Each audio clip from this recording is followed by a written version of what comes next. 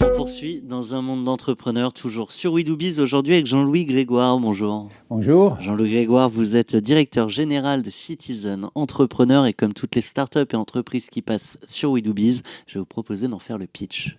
Eh bien, Citizen Entrepreneur, une association, loi 1901, qui en est maintenant à sa 9e année d'existence et qui a pour objectif d'accompagner les entrepreneurs, les startups à l'international, mais également de promouvoir ces valeurs entrepreneuriales et puis faire en sorte que l'entrepreneur et l'entrepreneuriat soient reconnus comme une option pour les jeunes dans la vie au même titre que le salariat. L'année chez Citizen Entrepreneur est rythmée par 2 gros événements, un tout récent, la conférence, on peut en dire un mot peut-être. Mais bien sûr, hier, c'était justement à Bercy, la 9e conférence. On a eu 450 personnes, principalement des entrepreneurs qui sont intervenus, sur le thème de l'innovation à la mondialisation, parce que l'innovation et la croissance étaient à l'origine de la croissance. Alors on a eu plusieurs temps forts. Le premier, c'est l'intervention de l'économiste Christian Saint-Étienne, qui a montré l'importance de l'innovation dans la croissance et dans la création d'emplois. On a eu également l'intervention du directeur général adjoint du Trésor, qui a expliqué les moyens que mettait le gouvernement à la disposition des startups en termes de tout ce qui tourne autour du crédit emploi, de la recherche, etc. Et puis également des moyens à l'international. Un troisième temps fort a été celui d'un dialogue entre le gouverneur de la Banque de France, qui est François Villeroy de Galhau, et puis l'entrepreneur d'Allemagne en France.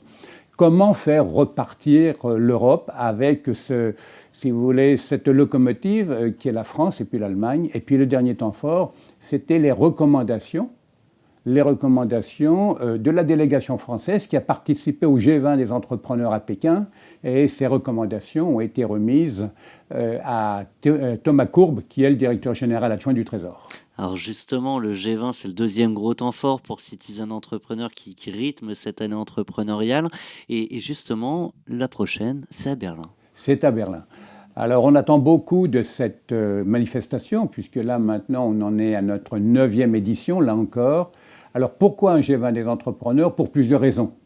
La première, c'est qu'aujourd'hui, quand vous regardez la création d'emplois, eh bien les PME représentent à elles seules, les petites entreprises représentent 80% de la création nette d'emplois et puis les 2/3 du PIB. La deuxième raison de ce G20 des entrepreneurs, c'est qu'il n'existe pas d'organisme ou d'institution officielle qui représente la voix des entrepreneurs. Et ce G20 des entrepreneurs en est l'illustration. Nous entendons être la voix, le porte-voix des entrepreneurs. Et la troisième raison, c'est que quand vous voyez les problématiques des entrepreneurs dans les pays émergents du G20 ou dans les pays développés, vous vous rendez compte que ce sont les mêmes problématiques. L'accès au financement, la nécessité d'un système fiscal et réglementaire stable, enseigner l'entrepreneuriat à l'école, et ça dès le collège, et puis ensuite avoir un coach, aider, mentorer, parce qu'on se rend compte que les entrepreneurs, 8 sur 10 survivent après 5 ans lorsqu'ils ont un mentor, un coach, etc. Donc tous ces thèmes sont repris et discutés. Vous l'avez dit tout à l'heure, un porte-voix pour les entrepreneurs et cette voix à la portée avec les recommandations dont vous avez parlé. On peut en prendre une parmi les nombreuses? Bien sûr. Celle qui, moi, me semble la plus importante, c'était la 4e proposition qu'on avait faite, c'est établir un climat de confiance entre le gouvernement et la communauté des entrepreneurs. Aujourd'hui, en France, les entrepreneurs n'ont pas toujours la même perception, ne sont pas toujours perçus de la même façon que, par exemple, dans l'univers anglo-saxon, où on encourage la prise de risque, on encourage l'entrepreneur. Et je pense que si on savait ce que faisait un entrepreneur aujourd'hui, le rôle qu'il joue, la valeur ajoutée qu'il apporte à l'économie en termes de création d'emplois, d'innovation, et je pense que ça mériterait peut-être beaucoup plus d'écoute. Et je crois que cette distanciation entre le gouvernement, la fonction publique et le monde de l'entreprise pourrait être supprimée, en tout cas diminuée, s'il y avait une meilleure écoute des deux côtés. Eh bien, une meilleure écoute, en tout cas, c'est un sujet qui mériterait d'être discuté bien plus en longueur. Malheureusement, cette interview touche à sa fin comme toute bonne chose.